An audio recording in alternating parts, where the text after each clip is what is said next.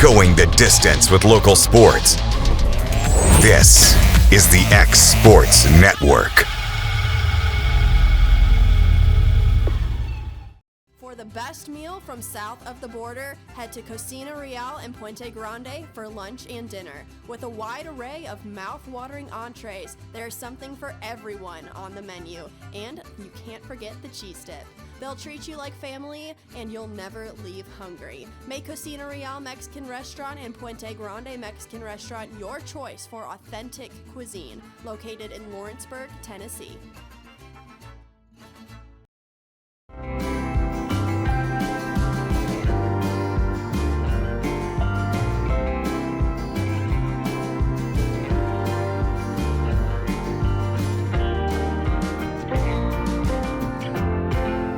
I'm Mike Keith, and my friends at Elliott Johnson Insurance have a great partner in Auto Owners Insurance. Auto Owners makes it easy to get life, home, car, or business insurance. Let Elliott Johnson Insurance find the Auto Owners policy that makes a difference in your life. Call Elliott Johnson Insurance at one of their 3 locations, Florence, Loretto, and Lawrenceburg. Elliott Johnson Insurance, moving forward for our clients every day.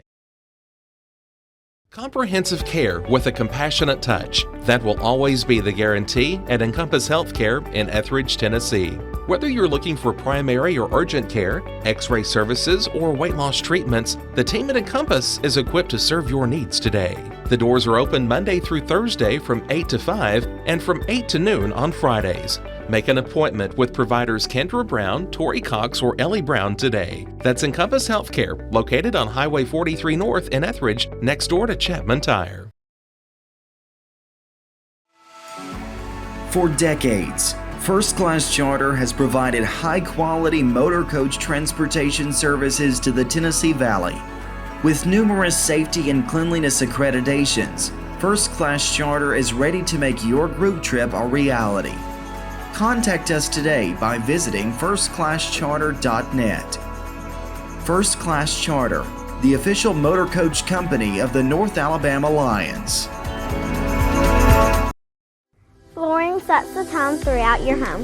For flooring that makes the right first impression, start by choosing us, Floored by Justin. A one-stop flooring destination. Our new location stands alone for unequaled customer service and selection. Owner Justin Story's mastery of custom hardwood inlays means every room can have a custom look. Discover how the right choice of hardwood, laminate, carpet, or tile can set the tone in your home. Contact Floored by Justin today.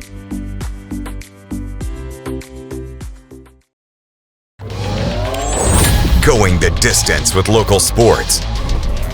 This is the X Sports Network.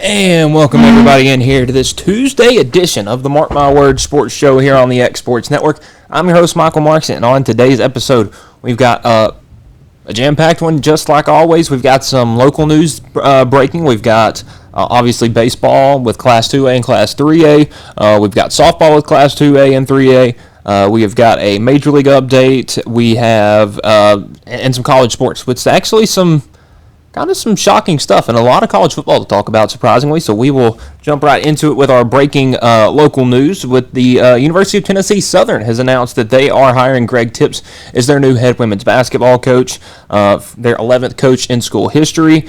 Tipps arrives from past high school stops at Loretto, Dixon County, Stone Memorial, Moore County, and Coffee County. A career 493 wins, has made 12 sub-states, 9 state tournaments, 6 Final Fours, with 3 different programs, 2 state championships, and as someone who personally played under Coach Tipps, I can say firsthand he is one of the best coaches I've ever played for. He cares deeply about his players, his programs, his teams, and it was just an awesome hire for UT Southern. Loretto obviously going to have to move on, find a new head basketball coach for the boys' side, first in nearly a decade. But I know that they'll hire somebody great. I mean, when Coach Tipps left the Loretto girls program. You bring in a great coach like Ashley Rutledge, who's done a great job. I'm sure that they'll be able to do the same thing with the boys programs. But congrats to Coach Tips and his family for making that awesome jump. He's brought a lot of success to Loretto, both on the boys and girls sides in his 2 stints. So congrats to him and his family, and hope the best for y'all making the move to UT Southern. It's a great spot. I mean, they had a great last season, so definitely getting a good experienced head coach in Coach Tips. We'll jump right into baseball with some stuff that happened over the past weekend. Summertown finishes their season at 21-13 overall. We will start with their game on Friday, a loss 5-9. Braden Keaton, the senior pitcher, hits a 3-run home run, but the Panthers scored at least 1 run in each inning to take that one 9-5. You go to Saturday with game 1 in the elimination game against Lewis County. The Panthers fell to the Eagles in that one 10-3. Cecil Williams and Ryder Blackwood each with a home run. Aiden Perez goes 5 1/3 innings, 2-run ball with 6 stolen bases as a team. I mean, Summertown looked pretty good in game number 1 on Saturday, but game number 2, you run into that Riverside team again. Aiden Perez and Foster Paley each with a solo home run, but that was just not enough as Riverside jumped on Jackson Bennett a little early, but he settled in good for the 3rd to finish out that outing. But unfortunately, the Eagles' season comes to an end. Again, final record 21-13. They finish as the District 9 AA runner-up, and just outside of making a sub-state appearance. And listen, a great season for Summertown, kind of similar to Loretto, had a lot of seniors, and it was going to, whenever that last game was this season, it was going to hurt, whether it was a state championship or, an opening round of district tournament. So from Region 5 AA, Cascade is the winners there, and they will be hosting sub-state. Riverside will be on the road as they were the region runner-ups. So one from each region in that one, the Region 9 and Region 10 champions. Moving on. On Class 3A with the Lawrence County Wildcats, 27-8 on the season. We will jump into their tournament as they opened up Friday night at home against Creekwood. An 8-1 win. Brayson Rose and Brooks Durham each with 3 hits. You get Jack Emerson and Braden Morrison each with 2 hits. And then Logan Mays does what he does, 5 innings on the mound, 2 hits, 1 run. Just an excellent outing from Mays, and the Wildcats pick up a big win, 8-1, and with that win, moved them into the region championship game, where they needed to win one more game to host. If they lost, they would need to win one more game later that afternoon to have a chance to make a sub-state matchup.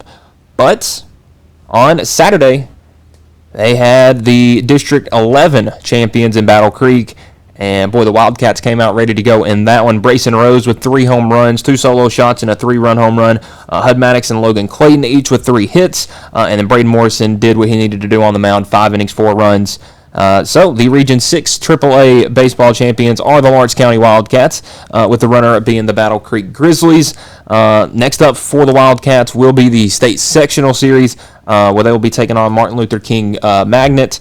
Those games will be Wednesday and Thursday. We'll get times on those, obviously, when they are made official. I believe they are official. I will see if I can actually pull those up real quick.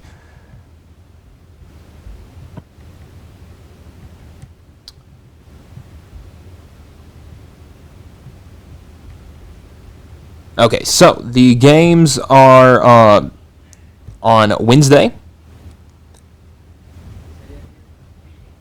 I believe the game is at 6. Yes, so game 1 is at 6 tomorrow, and then obviously we'll get more information for those games on Thursday.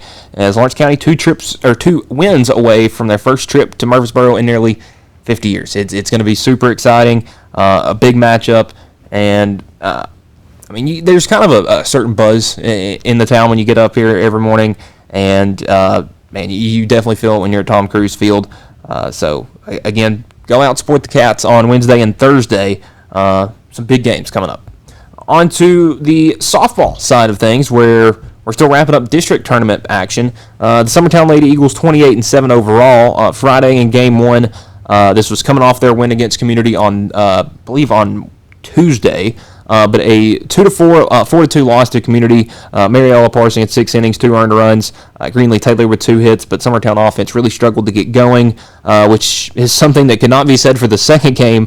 Summertown a 22-6 win over Community to lock up the district championship. Olivia Woods goes 5 innings, 5 earned runs. You have May Ricks, Brindle Stevens, and Emily Abbott, each with 3 hits. Stevens, Ricks, and Izzy Garland, each with a home run. Summertown scored 15 runs in the 4th inning alone. 5 girls with at least 3 RBIs and 2 with at least 4 RBIs, and that is to lock up the District 9 tournament championship. So the winner is the Summertown Lady Eagles, who are at 28-7 overall, with the runner-up being the Community Vikings at 28-9. So that takes us to the region tournament, which is going on, I guess yesterday and tomorrow.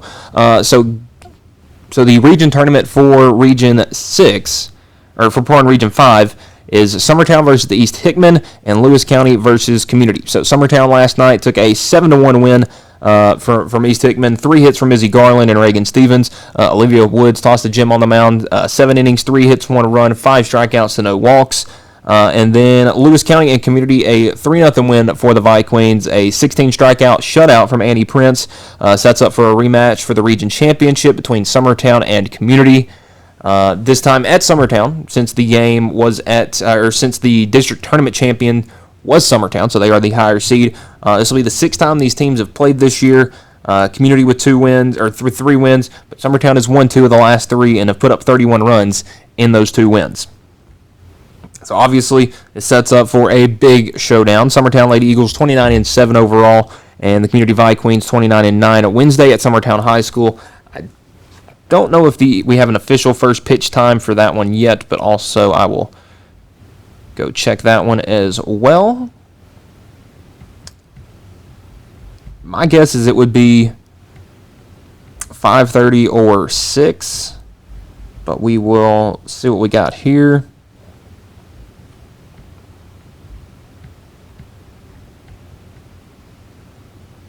So as of right now, no official tournament or no official championship time start date yet. From the best I can see. But obviously, Summertown getting hosted, you're going to have a big crowd there, and you got 2 awesome teams with Community and Summertown. One of them is going to pick up their 30th win. Another one's going to pick up their 8th or 10th loss, which is just insane at this point.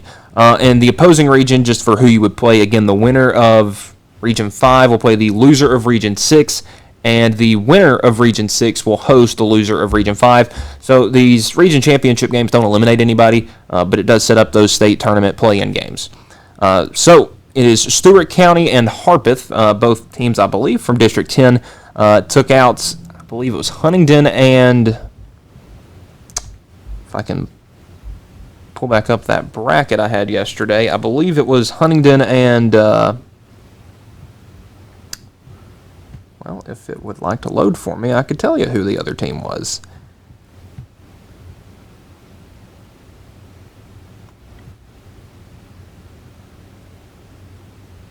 Huntingdon and Camden, Camden Central. So Stewart County with the 1-0 win over Huntingdon, Harpeth with the 3-0 win over Camden. Those 2 teams will play tomorrow night. The winner will host either Summertown or Community. The loser will travel to either Summertown or Community.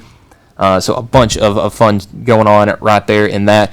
And, you got Summertown and Community. They're going to be playing each other for the 6th time now. Just insane. And 3 of those have happened within the last week at the district tournament. So, and again, the region champ hosts Substate. Region runner-up travels.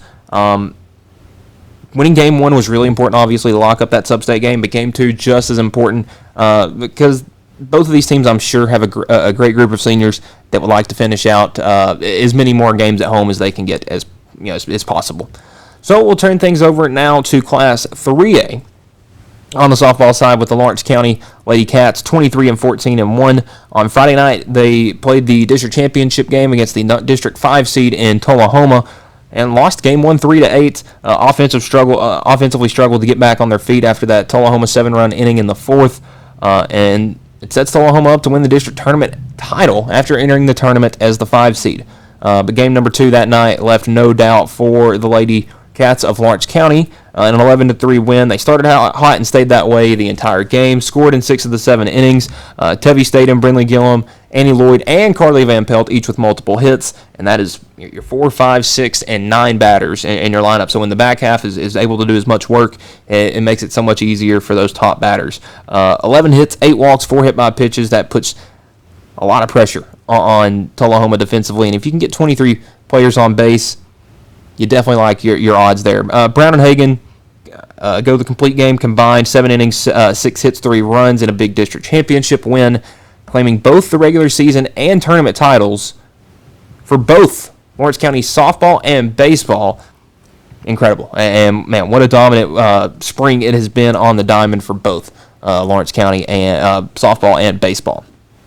So we turn things over now to the region tournament, where Creekwood would take on Tullahoma and get a big win there, 11-1.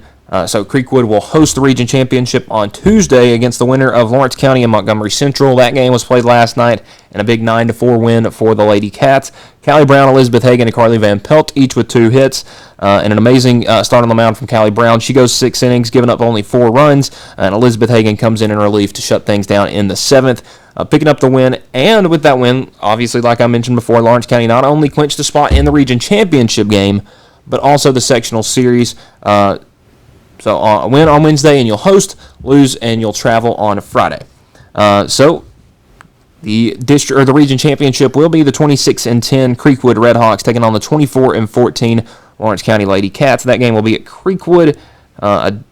We'll check and see if we have an official start time for that one yet. Again, I would believe somewhere in the 5:30 to 6:30 spot. We'll see if that is official. And that is not official as of yet. But I would assume, again, somewhere in the 5:30 to 6 o'clock range would be the start time of that one. But we'll obviously let you know tomorrow on our Local Sports Today post. The opposing region, well, it is not a very easy one at all for Lawrence County. Right now, the 2 teams remaining, Liberty Creek, who is 21-7 on the year, and has a pretty big win earlier in the season, taking a win over Community 13-3. In Springfield, who is 27-7 on the year, that Liberty Creek defeated in the district championship. Both of them obviously took out their counter region opponents and are now going to be waiting for one waiting for the winner of Lawrence County and Creekwood, and the other waiting for the loser, and obviously for those state playing games that will be on Friday. So, to wrap things up for our local sports section, Greg Tipps is announced as a new head coach at UT Southern on the women's side. In baseball, in Class 2A, Summertown finishes the season 21-13 after falling to Riverside in the region tournament. Cascade is the winner of the region tournament, Riverside as the runner-up. In Class 3A, the Lawrence County Cats at 27-8. They win their region tournament in 2 games, wins over Creekwood and Battle Creek. Battle Creek, the runners-up, and now Lawrence County awaiting their sectional opponent tomorrow, Martin Luther King Magnet. That game will be at 6 on the Exports Network and at Tom Cruise Field. On the softball side of things, again, Summertown at 29-7 on the year. Took the district championship away from Community. Got an opening round win against East Hickman, and it will now take on Community tomorrow night for the region championship, where their sub-state opponent will either be Stewart County or Harpeth. And then for Lawrence County, they are at 24-14 on the season. Picked up a district championship tournament title on last Friday, and then on Monday, an opening region tournament win over Creekwood, over Montgomery Central, where they are now awaiting Creekwood tomorrow, where they will play either Liberty Creek or Springfield on Friday. Obviously, win the night you host, lose the night you travel. And for all things considered, for the Lady Cats' sake, you hope they can win, because Liberty Creek, Springfield, or Creekwood, and obviously on the road tonight, all 3 of those pretty good drives. So win that one tonight, you get to host at home on Friday, which will be a big win for them. So we'll turn things over now to our Major League update, where we have an update now. Ryan Weathers made a start last night against the Baltimore Orioles, and you look at the line, it looks amazing. Look at the outcome of the game, maybe feel otherwise. So we will pull that one up real quick. Unfortunately, heading into this game, the Yankees on a 3-game losing skid and have lost 4 of their last 5, dating back to that series against the Rangers, actually dating back to Ryan's last start. So looking to get things back on track, got swept by the Brewers and have already and trying to get things back on track against a struggling Baltimore team. And hey, you look at Ryan's line, he's taken a no-hitter into the 7th. He goes 6 1/3, 1 hit, 2 runs, 9 strikeouts to 3 walks. Doesn't pick up the loss, but the Yankees do fall to the Orioles 3-2. Again, Weathers had an outstanding start, like I mentioned, carried that no-hitter into the 7th, went 6 1/3, 1 hit, 2 runs, both of them earned, 3 walks and 9 strikeouts on 101 pitches, and dropped his ERA to a 3 flat ERA. So, up through 8 starts in the season, Ryan is at 45 innings pitched with giving up 37 hits, 17 runs, only 15 earned, 13 walks, 54 strikeouts, a 2-2 record. Gives him a 3 ERA, a 3 flat ERA, a 1.11 WHIP with a 10.8 strikeouts per 9, 2.6 walks per 9, and a 4.15 strikeout to walk ratio. And you may be thinking, what do all those numbers mean? Because you can sit there and look at stats and try to pick those apart to try to determine how good of a season someone's having. But you know what do all these numbers really mean? So, looking at ERA.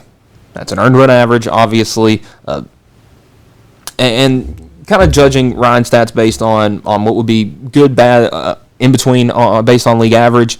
Well, a below average ERA this year, based on this year's stats, is a 4.8 or higher.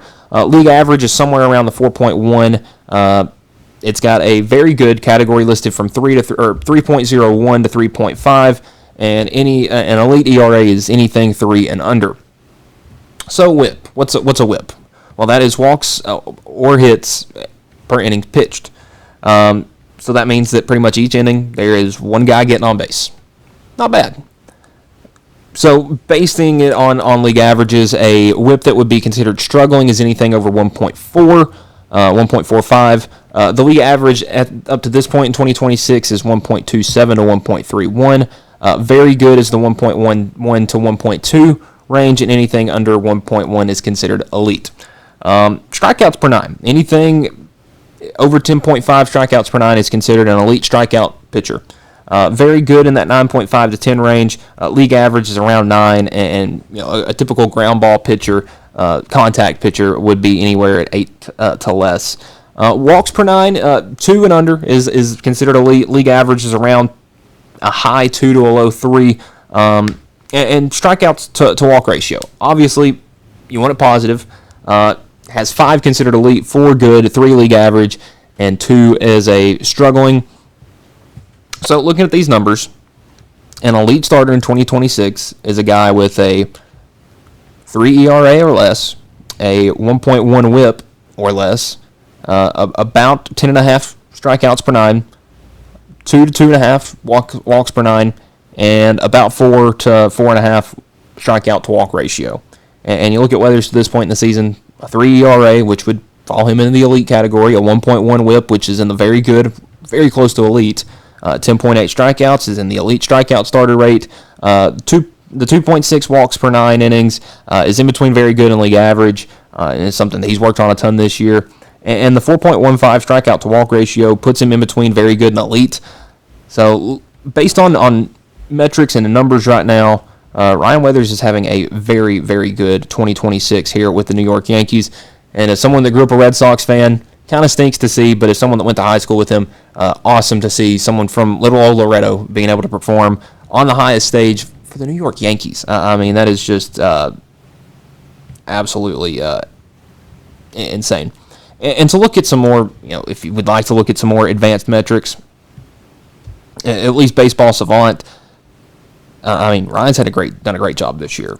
The only things based on this Savant page, and this is pretty much just percentiles for pretty much every single stat you could think of.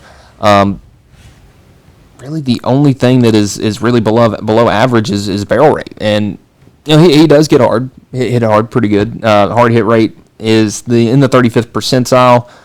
But listen, his strikeout rate is really good. It's in the 90th percentile. His whiff rate's in the 75th percentile. Chase rate's up. walk rate's or his walk rate, I guess, is considered down, but higher percentile, walking less batters. Ground ball rate a little bit lower than you would like, but again, this is a strikeout guy. That's why that strikeout rate is in the 90th percentile. But he's done an excellent job this year. And has really kept teams on their heels. And you look, hasn't have a start, where he's given up more than 5 earned runs, and that was very early in the season in a kind of a confusing start. I believe that was against his old team as well in the Marlins. May have been against his first start was against the Mariners, so that may have actually come against the Angels. That was that start against the Angels where everybody was hitting home runs that night. That was a game where Mike Trout, I believe it was Trout, Neto, and Soler all led off the game with 3 straight home runs. But listen, Weathers has done a great job this year, and I would only expect those numbers to keep climbing. And looking at where the Yankees stand overall right now, 26-16 overall. They are 2 games behind the Rays for second in the AL East, and they do it every couple of years, but Tampa Bay, again, has the best record in the American League by a pretty good margin. I mean, the Athletics have the second best record in the American League behind or third best, I guess, behind the Yankees. The Guardians are in first in the AL Central and are right at 500. The Braves, the Cubs, Padres, all the teams we thought would be good, right there along the top. And for Weathers, his next start is slated to be on, I believe that is Sunday, May 17th, against the Mets. In the Subway Series, that will be the Sunday finale of the series. First pitch is set for 12:40. And listen, if you haven't watched Ryan pitch yet, I would go ahead and either do a free trial or fork over the money for the MLB TV subscription. He's fun to watch. And he'll be going up against Freddie Peralta of the New York Mets, 2-3, the 3.12 ERA. So should be slated up for a good matchup there. Obviously, I mentioned Blade Tidwell was sent down to AAA Sacramento back in the end of April, the 29th.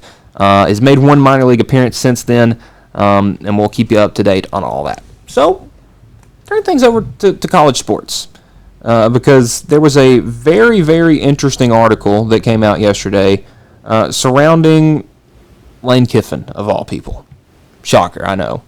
And then you see the account that posted the article, Vanity Fair.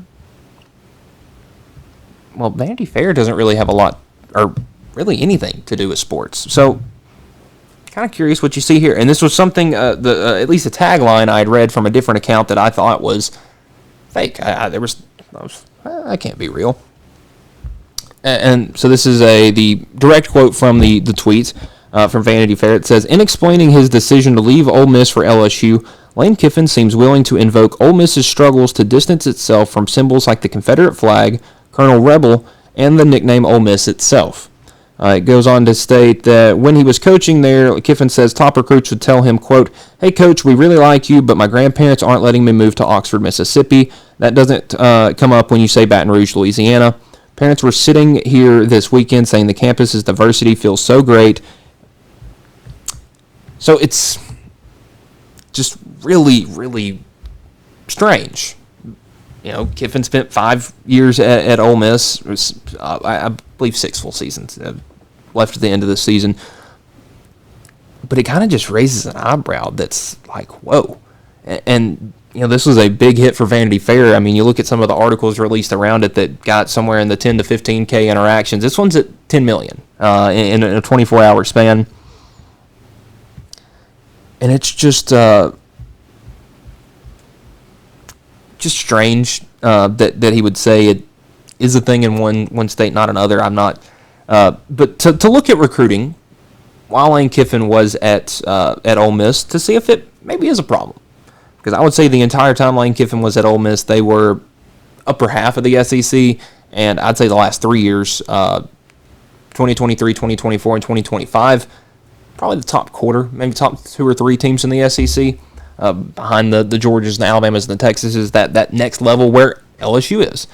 So, Lane Kiffin's first year, 2020, not going to hold this recruiting class against them, but 35th nationally, 12th in the SEC out of 14 teams. The next year, 17th nationally, 6th in the SEC.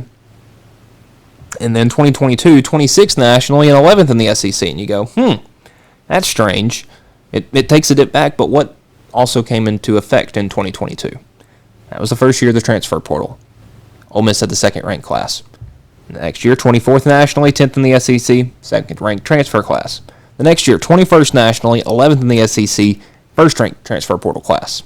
Last year, 16th nationally, 9th in the SEC, 4th in the transfer portal. And this year, we'll say first year with Pete Golding, 22nd nationally, 10th in the SEC, and second ranked transfer class. I don't know if that was but you look at who the teams that were top recruiting in the SEC in those years. It was Alabama, Georgia, Texas, pretty much every year. You could throw a Tennessee in there occasionally, an LSU in there occasionally, but typically those teams. I would say a big reason that, if Lane Kiffin's taking the moving to LSU because he struggled with recruiting, that's just because Ole Miss wasn't really good before him. If you take out the years that were led by a Manning, not many great years at Ole Miss. You have the couple of years, a few frees where Bo Wallace took and Chad Kelly took down Alabama in back-to-back years, but you never played in Atlanta. Not a whole lot of notoriety. So I can see why Lane Kiffin would make the move to Ole Miss to LSU. I said it in December when he made it that while right now Ole Miss looks like a good job, it's probably not going to in 3 or 4 years.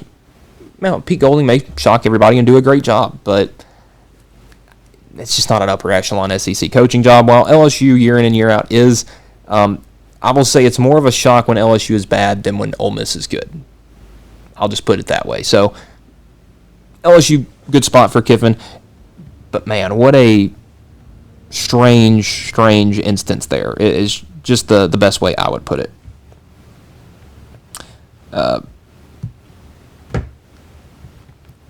Honestly, just really puzzled by this one. And where does this lead each of these schools? Because it was a kind of a tough day for Ole Miss media-wise yesterday, all things considered. And this is from Wilson Alexander of On3. Lane Kiffin said this to On3 regarding his comments to Vanity Fair about differences in recruiting at Ole Miss and LSU. He said, and I quote, "I really apologize if anybody at Ole Miss or in Mississippi was offended by that." Kiffin said, in a 4-hour interview, I was asked a lot of questions on a lot of things, and Ole Miss has been wonderful to me and my family. I was asked questions about the differences in recruiting, and I said a narrative that we battled there from some out-of-state parents or grandparents not wanting their kid to move to Mississippi. That's a narrative that coaches have been fighting forever. It wasn't calculated by bringing it up. Because honestly, the only thing I can find strange about this is the time. And if the middle or the beginning of May is the best time for Vanity Fair to sit down with Lane Kiffin, then so be it. That's just when the article came out. I don't think there's too much behind it. A lot of people are trying to make it something that it isn't. Pointing out that LSU got their Tigers name from a Civil War era Confederate regime. This is college sports, okay? It's just kind of a strange thing to kind of put out there. But if we want to keep on the trend of Ole Miss catching strays, Steve Sarkisian did not leave Ole Miss out of it. It's so funny that these both came out yesterday as targets at Ole Miss. But this is talking about the transfer portal standards, or practices and academic standards at both Ole Miss and Texas. Now, just as a recent college graduate outside looking in, academics at Texas are much higher than that of Ole Miss. I mean, you can just look at the acceptance rates between the two schools, because I would assume that acceptance rates at Texas are much higher.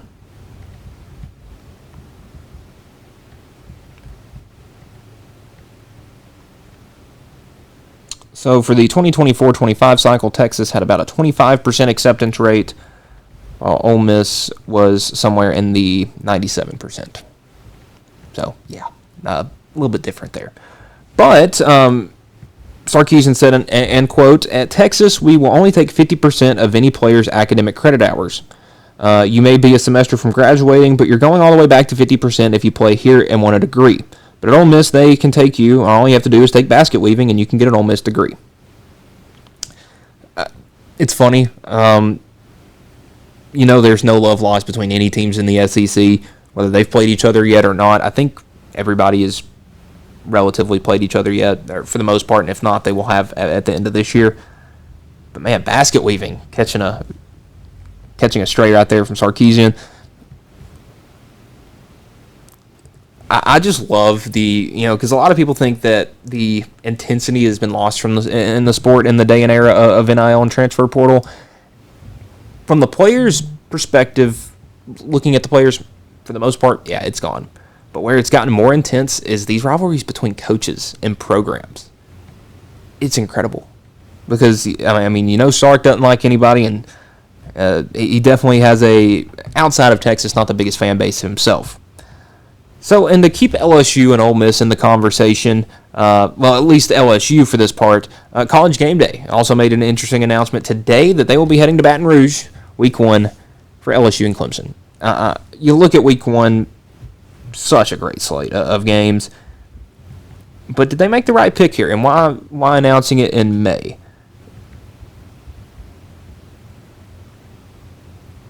They usually announce it some point during the summer. But we'll see if they missed one. Because obviously there's a ton of big-time matchups for this first weekend. You got Clemson, LSU. You got Notre Dame, Wisconsin. You got Louisville, Ole Miss. But looking at all things considered, probably your best bet. Looking in the SEC, because everybody says that the SEC always gets College Game Day every week. You got Clemson, LSU, Baylor, Auburn, Furman, Tennessee, Texas, El Paso at Oklahoma, and Kent State at South Carolina. SMU, Florida State could be interesting. Notre Dame, Wisconsin. Boise at Oregon. Remember Ashton Genty almost went up to Oregon himself and single-handedly almost took down the Ducks and was, a 14-point game a couple years ago? So, very interesting. And another interesting thing about that game is who's going to be under center for these teams? These are two teams that are going to have new quarterbacks coming up in 2026. And LSU made a lot of moves in the offseason, obviously pertaining to what 2026 is going to look like at the quarterback position. You lost Garrett Nussmeier. Before that, you lost Jaden Daniels, and Michael Van Buren hit the portal as well after the season. Clemson, they lost Cade Klubnik, and he had been the quarterback there for forever. He was 3.5-year starter. He came in the ACC championship game his freshman year in 2022. Was the starter in 23, in 24, and in 25. So, time for a new guy. So, it looks like Christopher Vizina obviously made some starts this year in place of an injured Klubnik. But for LSU, it's kind of an interesting predicament. It was reported earlier last week that new LSU transfer quarterback Sam Leavitt is expected to be fully cleared from his foot injury at some point this summer. Leavitt dealt with foot and ankle injuries that sidelined him for 6 of Arizona State's 13 games last season. They were 5-2 in games he played, 3-3 in games he didn't. And LSU is rumored to be giving him somewhere in the ballpark of $4.5 to $6 million in NIL. And if you're an SEC team, you really wouldn't want to spend $5 million on a quarterback to only play half the season. But LSU did go pretty crazy in the transfer portal with quarterbacks. They took USC transfer Husan Longstreet and Elon transfer Landon Clark, who had an excellent year.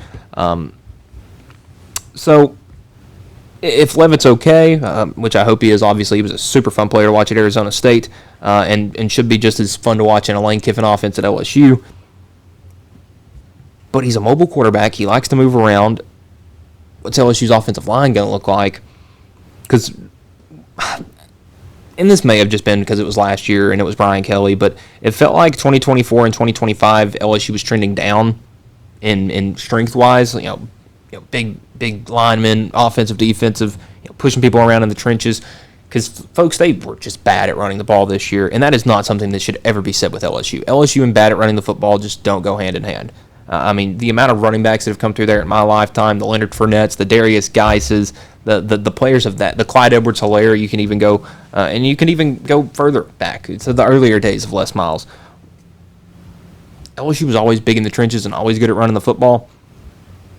It's going to look a little different, but Ole Miss offenses and that veer and shoot that Tennessee runs, that Lane Kiffin runs, that a bunch of other teams are starting to run, is built on running the football. And you look at Kawan Lacey last year at Ole Miss, what he was able to do.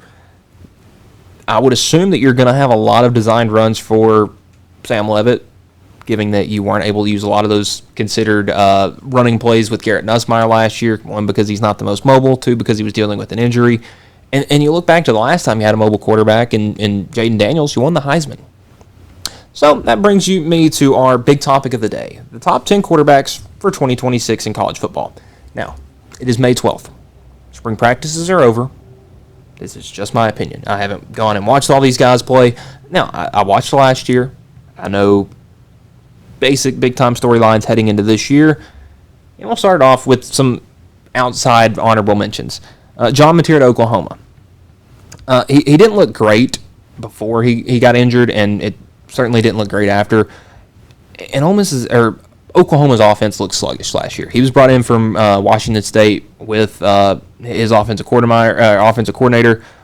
That's name is slipping my head for some reason right now, to speed up that Oklahoma offense because their defense was legit, because we know Brent Venables is an excellent defensive coach, but the offense really struggled under Jamie Arnold. So they wanted to move on from that, and John Mateer looked like the guy. And they bring in Jaden Ott, who's a highly touted transfer from Cal. He didn't work out. But Mateer showed glances of being really good. Oklahoma also just did not have very good wide receivers last year. That's not his fault. But he didn't look great before the injury. He really struggled after the injury, and that offense was just a bit sluggish. Now, they did make the playoff. So he is a playoff quarterback, and he got to host a playoff game. Now, they lost, but there's not a lot of players that can say that right now. If their offense can take a step, he could easily be in New York in December. But right now, I think he's going to be just outside again, because I don't really see much of an upgrade in Oklahoma's offense this year, especially moving to a 9-game conference schedule. Jaden Ma'ava from USC. Numbers looked really good last year. Overall, like on a national scale, he was really good. He had some numbers that would put you up there with the Heisman caliber guys. He was 5th in yards, 25th in touchdowns, 2nd in QBR. He was good. He looked really good. But the problem was USC played 5 games against ranked teams last year, and they only won 2 of them. And looking at who those 2 wins are against, it's not the... It wasn't many of their big games. They had some chances down the stretch to play in some big games. They got the Notre Dame every year like you should. Now, they did host Michigan, but it really wasn't the quarterback that won them that game. That was bringing in the walk-on running back that just went off. But you lose to Illinois on the road, you lose to Notre Dame on the road, you lose to Oregon on the road. You got to start winning some road games against ranked teams. That's what top 10 quarterbacks in the country do. Now, they had an outstanding transfer portal class, an outstanding recruiting class, and it seems like Lincoln Riley is starting to figure things out. So, who knows? It could be a big year for the Trojans in 2026. A guy that I had a really, really hard time leaving off this list, Jaron Sagapolatelli, the quarterback from Cal. Was a freshman last year, still super young, still really raw talent, but he has a new coaching staff. Obviously, with Cal making the moves that they did last year. And realistically, the way I look at things for Sagapolatelli is he's going to be the number 1 transfer portal quarterback next year. Now, there was a recent article that came out talking about him not leaving Cal, because there was definitely some talks of, in the portal time of, is he going to be the guy that moves on? But he did say to Pete Nakos from On3 that he never had any thoughts of leaving. Talking about the ACC title, he said, we have the guys to do it, we have the talent. It really just comes down to whether we want it enough, and I think we do. Cal could be a fun team to watch in 2026, and he's going to be the reason why. Another guy I threw in here was Brendan Sorsby, from transfer from Cincinnati to Texas Tech. he would have been in the top 2 or 3 if he was guaranteed to play this year. But obviously, with the gambling allegations and the treatment facility, I don't know if he'll take a snap for Texas Tech this year. And if he even does, what is it? What is he going to look like mentally? Because he has been in the forefront of college sports news for a couple of weeks now, and not for good reason. So, jumping inside the top 10, at number 10, we got Byron Brown from USF transferring to Auburn. Listen, the guy almost single-handedly carried a very mediocre USF team to the playoff as a Group of 5 team. And I would like to imagine moving from the Group of 5 to the Power 5 with Alex Golesh from USF to Auburn. He's going to have higher-level athletes around him, higher-level coaches around him, and higher-level facilities. Obviously Tampa is not in a bad spot overall when it comes to South Florida, but I feel like that Auburn is definitely a jump up. At number 9, this one is probably not going to be on anybody else's top 10, but Lenore Sellers from South Carolina. South Carolina went and absolutely cleaned house because their offense wasn't even bad last year. It was awful. It was not good whatsoever. Lenore Sellers didn't know. He looked like he knew how to throw the football. Mike Shula looked like he didn't know what scoring points was. It was just bad. They cleaned house. You bring in Garrett Riley. You'd think that or Kendall Briles, not. I believe it was Kendall Briles, actually. Wrong last name, but no, he is. I believe offense coordinator of South Carolina, and had been at TCU for a couple of years. Had been at Arkansas during some big offensive years, so he's been in the SEC. Go back and look at the, I think it was 2022, maybe 2021, Arkansas.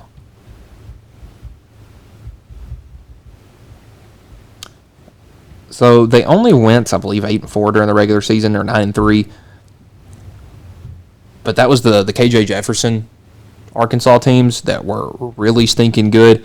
And they started the year getting all the way up to number 8 in the country and going to play Georgia, where they did get punched in the mouth, and then lost a close one to Ole Miss a week later, and then lost another close one to Auburn a week later, and then kind of fell off. But that was a really, really good team.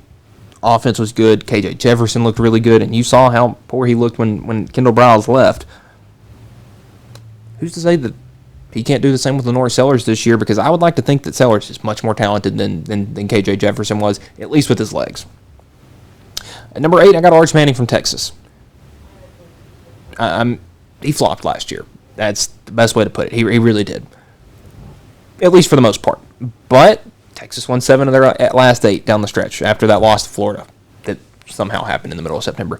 And he played much better from November on. Interceptions were low, yardage was up, completion percentage was up. It felt like he had the entire world kind of bearing down on him last season, me included, that thought he was going to be his last name's Manning. He's going to be awesome. He's going to be perfect. He's at Texas. He's got Sark. Well, Texas wasn't really great. Their offensive line wasn't great. They had no run game, which forced him to be a do-it-all kind of passer, and he wasn't that yet. That was his first year starting. I think we're going to see a much different Arch this year. And I think if Texas was able to make the improvements at offense that they needed, the offensive line, the running back room, which was pretty gutted after the portal opened, they could have a good year, and it's going to be due in part to Arch. At number 7, we're going to stay in state with Texas and go Marshall Reed from Texas A&M. He flew under the radar for the majority of 2025, as I will probably say for a couple of these guys. But you go look at his stats. It's hard to look anywhere else. He was 25th in passing, 19th in touchdowns. He had over 3,000 yards, had over 25 touchdowns through the air. And then you go look at his rushing numbers. He had over almost 500 rushing yards, 6 touchdowns. So you add the yardage together, he's sitting at 3,600 total yards, 31 touchdowns. That's pretty good numbers. And I will say that he was quietly the reason that Texas A&M wasn't Texas A&M that was 8-4 every year. If he can grow a little bit more as a passer, which is, I would say, probably where he struggled the most this year, completion percentage in the low 60s, there's no reason he can't be in New York in December. At number 6, I got Josh Hoover, the transfer going from TCU to Indiana. Hoover was really up and down in 2025. I mean, it kind of felt silly to say this, but going back and looking at the TCU games that we break down, you'd look at the good, and it'd be games where he'd throw for 4 or 5 touchdowns. But then there'd be the bad where he'd throw for 180 yards and 2 interceptions, like he did in that loss to BYU, like he did in that loss to Iowa State. In wins, he looked really good. In losses, he looked really bad.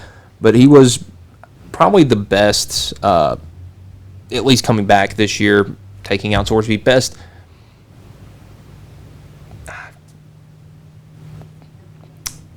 at the run-pass combo kind of guy. He wasn't like an excellent rusher, but he ran TCU's offense really well under Kendall Briles.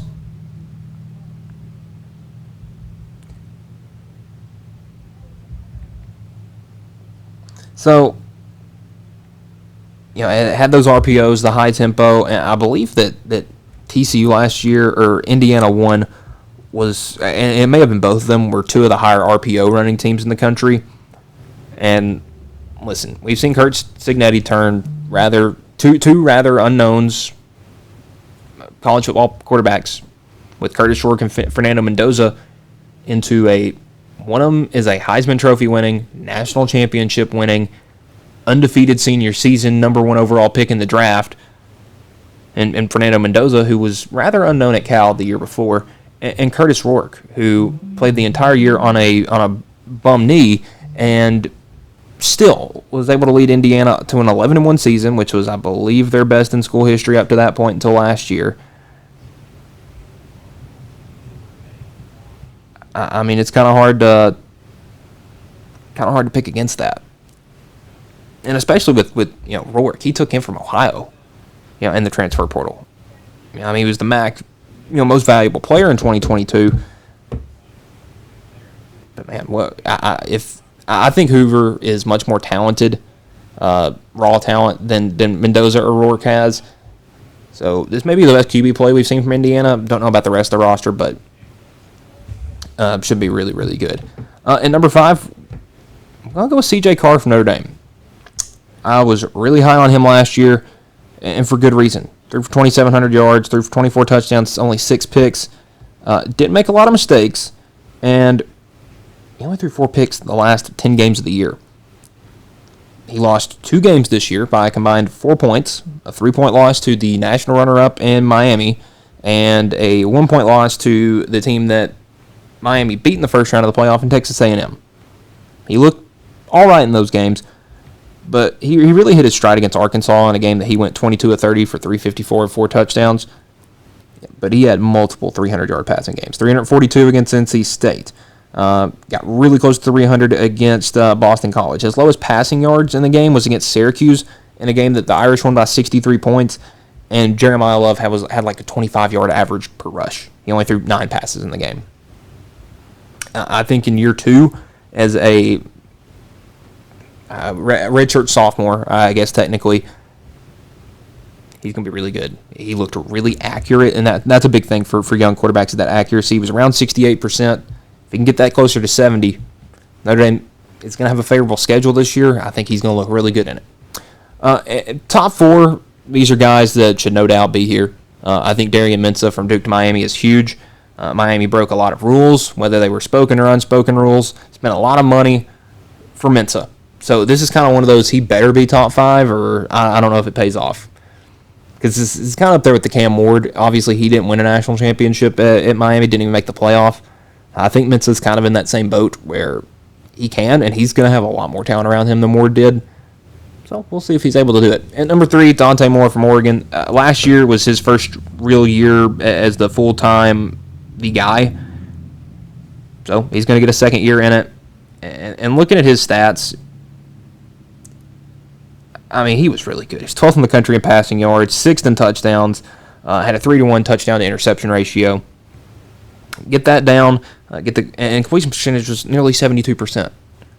And that's was a redshirt sophomore last year. He's the real deal. So he's heading into his 4th season in college. He'll be a redshirt junior. And it's going to be one of the higher valued guys when we look at the draft here. It'll be little later than this time, or a little earlier this time next year. Number 2, Julian Sayin from Ohio State. Completed, I think ended up being over, or slightly under, 80% of his passes. Didn't look as great down the stretch in some of those playoff games. Had some sub 70% completion percentages in those, but nonetheless, on the year was 10th in passing yards, 4th in touchdowns, had a 4-to-1 touchdown to pick ratio, was 3rd in QBR, had a 77% completion percentage. He's going to be good. Now, he's losing Cornell Tate. He's lost Emeka Ibuka before. But he still has the best receiver in college football in Jeremiah Smith. Maybe the best receiver we see in college football in the last 5 years. 10 years. Who knows? I mean, he's up there with... I think he's better than Marvin Harrison Jr. was. That's just... And when you have that guy that you can throw to in an offense that is seamless as Ohio State's is, this dude should be number 1 or number 2. And he'll probably be in New York again this year, and he may win it this time. And at number 1, Trinidad Chambliss from Ole Miss. They made all that fuss to get him back, all of that.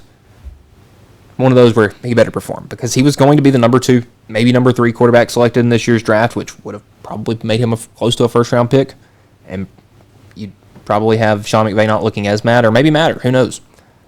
But all I can say for Trinidad Chambliss and Ole Miss's sake is you made all that fuss to come back. You probably giving him way too much money. I mean, this dude got an extra year of eligibility for getting his tonsils out as a freshman. That kept him out for like 2 practices, 3 practices. So, all I'll say in that aspect is you made the fuss, you better provide. Ole Miss was a national championship Final Four, or was made the Final Four, had quite literally a chance up to the last play to beat Miami. So, yeah. So, my list again, the outsiders looking in, John Mateer, Jade Maava, Jerron Kawhi, Sagapolatelli, and Brendan Sorsby. Top 10, 10-1, Byron Brown, Lenore Sellers, Arch Manning, Marcel Reed, Josh Hoover, not Kurt Signetti, C.J. Carr, Darian Mensah, Dante Moore, Julian Sayin, and Trinidad Chambliss. So, kind of some, I guess, upsetting news coming out of Mississippi early Monday morning. Missouri star running back Ahmad Hardy was shot at a Mississippi concert early Sunday morning. Is in stable condition following a surgery, the school stated Monday. Hardy was first-team All-SEC running back and second in the country, or second in FBS in rushing yards last year, and was poised for a huge year in 2026. That's currently on hold, as is the certainty of his football future, which is still up in the air at this point. Hope the best for Ahmad. He was incredibly fun to watch, and hopefully at some point this fall we'll get to see him run the ball for Missouri. Not a huge Missouri fan, but man, he was one of those guys. I don't remember. It may have been against Kansas, but he had like an insane game earlier in the year. That really put him on a watch, and it was. Oh, he had a game against Mississippi State. But the one I'm thinking of is the one against UL Monroe, or UL Lafayette, when he had 22 carries for 250 yards and 3 touchdowns. But he also had a game against Mississippi State where he had 25 carries for 300 yards and 3 touchdowns. And on top of that, had a couple more 200-yard games, 100-yard games. 8 games of at least 100 yards.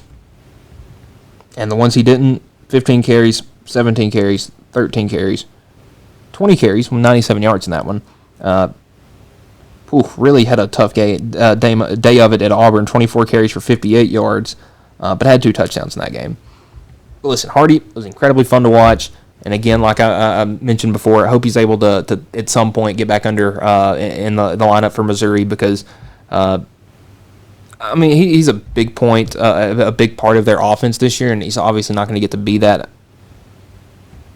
I hope he can, but probably won't be able to get to be that same level of guy in 2026. But again, hope the best for him, and hopefully he'll be able to get back in that lineup for Missouri.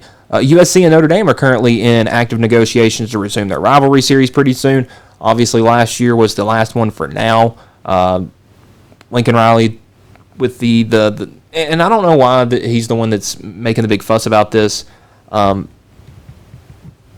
didn't want an extra big game on his schedule. He's thinking he's already got to play enough in the Big Ten. All those tough games against Purdue and Northwestern and Minnesota really beating him up, so he doesn't want to throw Notre Dame on his schedule anymore. And Notre Dame's kind of at the point where they need USC. because they get half of their schedule or whatever from the ACC at this point, and with the way that's been going, if it's not got Florida State, Clemson, Miami on it, then everybody just completely disregards it. And then their old Big Ten rivals all stink right now. Navy's not good. Army's not good. Purdue, they typically play. The good teams that they used to play pretty frequently, the Michigans and Michigan State's not great, but Michigan, Ohio State, they don't play them. They've been on the Ohio State's been on the schedule pretty recent, but Michigan Notre Dame is one of the rivalries, and it's gone. So hopefully the USC Notre Dame series can get put back on. It was an exciting game last year. You had two of the better players in college football. You had Jaden Maava on one end and Mekhi Lemon. The other end, you had C.J. Carr, Jeremiah Love, Jadarian Price, I believe, had a good game in that one. So hopefully we can get this series back up and running, because even when both teams weren't amongst the top teams in the country, Bush push year. Notre Dame not that great. Had a great, a good year, but not a great year. And USC obviously, I think, went undefeated and won the national championship that year.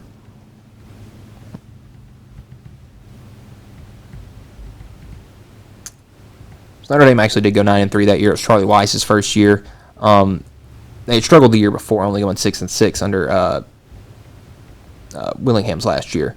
But you go to that game, USC quite literally went, 0-0 if you look at official records now. But that was the year they lost in the national championship to Texas.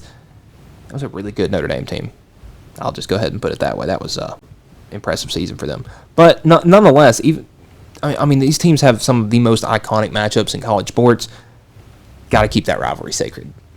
And to wrap things up for this episode, an email was sent out to all Division I head baseball coaches from Michael Alford, the chair of the NCAA D1 Baseball Oversight Committee, warning teams about possible postseason penalties for the cancellation of midweek games for the reasons outside of weather or other inclement conditions. So you're like, But, in the memo that was sent out to these coaches, it was stated, that if you do cancel games, and we found out that it was not for real reasons, that's going to hurt your seeding and things down the stretch. So within a couple of hours of that, Kentucky baseball came out and stated that the schedule change that they had canceled their midweek game for tonight against North Kentucky. They retweeted that in saying the statement, "Our team faced multiple extended delays over the weekend, extended travel days, and challenging rest and recovery periods. We play a critically important conference series beginning Thursday that demands putting our student athletes in the best position possible." But, I've talked about it. We're at a point right now where analytics are almost hurting sports now. They have it to some degree for forever, but now a little bit more than ever, because we have these midweek games that everybody plays. They help the big teams as much as they help the little teams. But anybody that is on the bubble right now for college baseball is not wanting to play midweek games, because say you play, we'll throw Tennessee in there. I know they played West Georgia a couple weeks ago. We'll use West Georgia as another example, and I'm not trying to target them or anything. But West Georgia is not in the most dominant conference. Tennessee is. Tennessee played West Georgia, and I don't think these are the right numbers, but it was like if Tennessee won, they lost 15 RPI points, and if they lost like 70. So win or lose, the game's going to hurt Tennessee analytics-wise. Now, a win would help West Georgia, and I honestly don't think a loss would hurt them too much. But what I'm getting at is these big schools can't just keep canceling all these games, because then it doesn't give little schools any chance to boost their RPI, give themselves looks against good teams to try to make a postseason run. So I think it's a good move, obviously, to we should not have games canceled if it's not weather related. That's the way I look at college baseball. It's such a tough sport at some points to, because it's not like Major League Baseball and minor league baseball where, every day pretty much you're going to the park to play a game. You got your weekend series, which is either Thursday to Saturday or Friday to Sunday. Then you have a midweek game, Tuesday or Wednesday, sometimes both. So, kind of throwing these games out the window just because, you want to say it's to get your student athletes in the best position, but if we look at things, Kentucky's, I would say, on the outside looking in the grand scheme of things when it comes to the SEC standings right now. They're They're at 12 conference wins. I don't know if they've gotten to that 30 overall. Currently, Kentucky baseball currently has a record of 30-18. So, yeah, this next weekend is going to be pretty important for them. And we'll go over those matchups, obviously, on Thursday's show when we typically do. But we'll look at the midweek games that might not be getting played tonight. If we can pull that up real quick before we wrap things up. So on the scoreboard for tonight in the top 25, North Carolina playing UNC Wilmington. That game on the road. Mercer hosting Georgia Tech hosting Mercer. Coastal Carolina hosting the Citadel. Nebraska and Creighton playing at Charles Schwab Field in Omaha, the home of the College World Series. Auburn making the trip north to Jacksonville to take on the Jacksonville State Gamecocks. UT Martin traveling to Oxford to take on Ole Miss. Oklahoma State making the trip up to Tulsa to take on Oral Roberts. Portland is making the travel to Corvallis to take on Oregon State. Arizona State moving to taking a slight road trip to Phoenix to take on Grand Canyon. And UMass Lowell has had a game, their game against Boston College canceled. Actually, we do have some games underway right now. Richmond is currently losing to Virginia right now, 8-3 in the bottom of the fourth. So yeah, crazy. We got some games going on already. We'll take a look at all the SEC games going on tonight because that was just all of the top 25 games. But Belmont is making the move to Knoxville. Winthrop heading to Founders Park to take on South Carolina. Auburn and Jacksonville State, aforementioned. North Kentucky at Kentucky was canceled. And then so just the UT Martin Ole Miss game. Don't believe anybody's playing any midweek games tomorrow, at least out of ranked teams, and there are not, and no SEC teams. Were there any games played on Monday? Usually not, but you can never be so sure. A couple, but none too major. And then Thursday, we'll wrap us into the last big weekend of the regular season. I think every series is a Thursday through Saturday at that point because conference tournaments start next week. So we will get to that, obviously, on Thursday. So that will do it for this Tuesday edition of the Mark My Words Sports Show here on the X Sports Network. Like I mentioned, we will be back on Thursday. We will break down, in the local sports side of things, we will break down, we should have a Lawrence County Baseball Sub-State Game 1, and then Lawrence County and Summertown Softball Region Championships. We will not have another Major League update unless Blade Tidwell makes an appearance in between now and Thursday. And then we'll obviously have a lot to talk about in college sports with college baseball. We will have tournament seeding and where things are looking at right now and maybe what Hoover's going to look like next week. But that will do it for this episode of the Mark My Words Sports Show. It's been Michael Marks. Have a good day, everybody.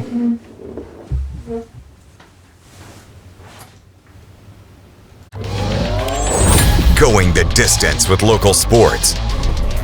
This is the X Sports Network.